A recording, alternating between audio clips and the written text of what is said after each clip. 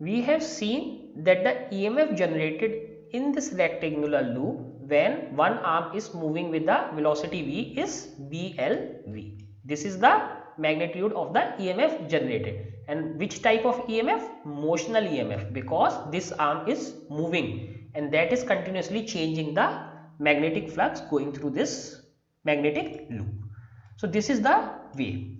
Now let us move further. So now we know first why it is written dx is equal to dt is equal to minus v, which is the speed of conductor minus pq. Why minus v? Because v is in negative direction. Now induced EMF BLV is called motional EMF. Why? Because it is produced just because of the motion of the arm. So what were we able to do? We were able to produce EMF by moving a conductor instead of wearing the magnetic field. So this is first way. We can also understand this formula. Suppose there is some charge. There is some charge Q, small q, on the conductor rod PQ. So this PQ rod which was moving, this was the rod PQ, and there is some charge small q. When the rod moves with velocity v, so rod is moving with velocity in this direction, the charge will also be moving with speed v, that we know. Since rod is moving, charge is also moving with velocity v. Now this is the direction of the magnetic field. So what is the direction of the magnetic field? If we create our system, so this is y axis, this is x axis, and this is z axis. Okay, so charge is moving in negative x axis. So where will be the force? So direction of the force will be negative z direction. So we have learned how to calculate force. F is equal to q v cross b, that we have learned. So if you put v is equal to minus v and this direction is I. Okay, b is bj, b is simply bj. Okay, and I cross j, what is I cross j become? I cross j will become k, and this is a minus, so minus k is minus z direction. So force will be towards this q. So force will be towards this q. So all the charges will be pushed towards q, that we understood from this Lorentz force. So, and what would be the magnitude? Magnitude will be simply qvb, and the direction is towards q. All the charges experiences the same force in the magnitude and direction irrespective of their position on rod PQ, because all will be pushed towards this lower end, that is q. Now the work done in moving charge from P to Q, total work done. So we were seeing it from here at this point to this point. Total length is L. This side was L. So work done was QVB into distance travelled equal to L. So this is total work done QVB L.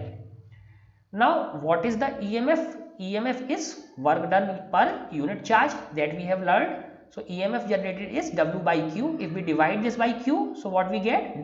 This EMF equal to BLV. Again, this is the same equation what we have got earlier. Only thing is that this time we have generated this equation using the Lorentz force. Last time we have generated that equation using Faraday's law. So both equations are equal. Now we have to see something remarkable here.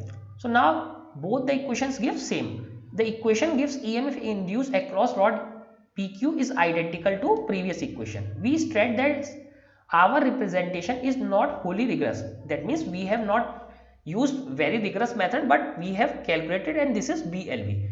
But it does help to understand the basis of Faraday's law when the conductor is moving in a uniform field and time dependent magnetic field. So again, how the EMF generated? So because the conductor is moving in uniform magnetic field. If conductor was not moving, then we will not get any kind of EMF. Second thing is that now the magnetic field itself become time dependent. What is the mean of time dependent? Time dependent means magnetic field itself is changing with time. Magnetic field is not constant. Now let us see second case. First let us understand by this formula. So what we have in the formula, we have minus d phi b upon dt. So this is our formula. And what was phi b? Phi b is equal to b dot a. So what are the things that can be changed? One thing we can change b, another thing what we can change a, and we can change angle because there is a cos theta associated with it. So now we have in this example we have seen the effect of a, because as the rod was moving the area was changing, area was reducing. Now let us see, if a is constant, that means this area of the loop is not changing or charge is not moving, but the magnetic field is varying. B is changing with time. Varying means changing with time. Then what will happen? Now let us see this thing. So on the other hand, it is not obvious how an EMF is induced when a conductor is stationary. So we are taking conductor to be stationary. That means it is not moving. And the magnetic field is changing. So now second case is magnetic field is changing. So with time, a fact Faraday verified numerous experiments. In this case, a stationary conductor, the force on this charge is given by, now this arm is not moving. Since this arm is not moving, so what is the velocity of this arm? V is equal to 0. Now let us put in this equation, F is equal to electrostatic force plus magnetic force. So this term will go 0. This term goes 0. So what we have? Only QE. So total force on the conductor will be only QE, because V is 0. Thus any force on the charge, if we have only this electrostatic force and magnetic force is equal to 0, then thus any force on the charge must arise from electric term E alone in this case. Therefore to explain the existence, but we know that in this case, in case of electric field, there will be no EMF, we know this. Therefore to explain the existence of induced EMF or induced current, because induced EMF or induced current are same thing. So if we have induced EMF, so what is the current? Current is simply this upon resistance. Okay. Now if this rod is not moving, this is not moving, then what will happen? We have seen that force on charge is QE, and this charge cannot produce any kind of induced EMF, because in the formula of induced EMF we have phi b, and this is not magnetic flux. This is not magnetic flux. So what do we think? So we must assume that a time varying magnetic field generates the electric field. So there is some time varying magnetic field. However, we hasten to add electric fields produced by the static charges have properties different from those produced by time varying magnetic fields. So what is written here is electric fields produced by static electric charges. What are the static electric charges? Those positive and negative charges. So we have seen electric field for positive charge is radiating outwards, okay, in all directions, and for negative charge it is coming inside from all directions, that we have seen. Now the properties of this electric field is different from the electric field produced by time varying magnetic fields. So if the magnetic field is time varying, so the electric field produced by that time varying magnetic field is different from this static electric field. So in chapter what we have seen that if charges are in motion, so what we have seen, if charges are in motion, that means current.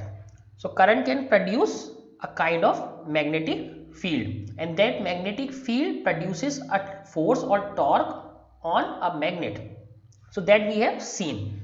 So when current is passed in a wire, so magnetic needle deflects. So why it is happening? Because charges in motion can exert force on stationary magnet, that we have learned in chapter 4.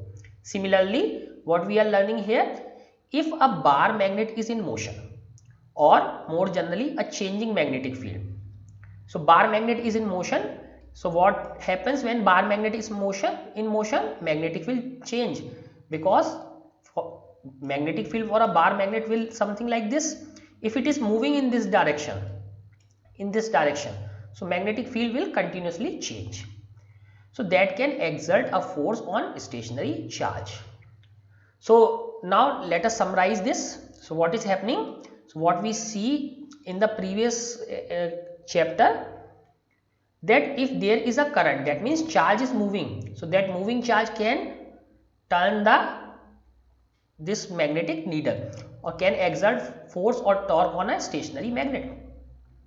Similarly, a moving bar magnet can produce a force on stationary charge. If there is a force, so that will lead to current. This is the fundamental significance of Faraday's discovery. Electricity and magnetism are related. What is the fundamental significance? That electricity and magnetism are not separated. Both are same. So let us understand this last paragraph once again. So what we have seen, suppose there is a magnetic needle. Okay, so there is a magnetic needle, and if there is a wire and current is flowing in this wire, so this magnetic needle will move because charges are moving. So moving charges produces a magnetic field which turns this magnetic needle. Similarly, the electric field produced by moving magnet will produce an EMF. So if this magnet is moving, so even if charge is stationary, this charge will experience some kind of force, so it will start moving, and because of that movement, what will happen? We get electricity.